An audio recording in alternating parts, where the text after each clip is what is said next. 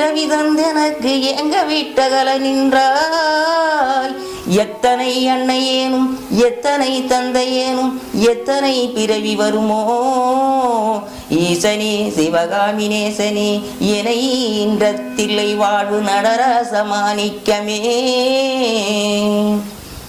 கடல் என்ற பூவின் மீது அலைகின்ற உருவங்கொண்டு இந்த கனவென்ற வாழ்வை நம்பி காற்றென்ற மூவாசை மாறுதன் சுழலிலே கட்டுண்டு நித்தம் நித்தம் இந்த உடல் என்ற கும்பிக்கு உணவென்று இறை தேடி ஓயாமல் இரவும் பகலும் உண்டுண்டு உறங்குவதைக் கண்டதும் அல்லாமல் ஒரு பயன் அடைந்ததில்லை.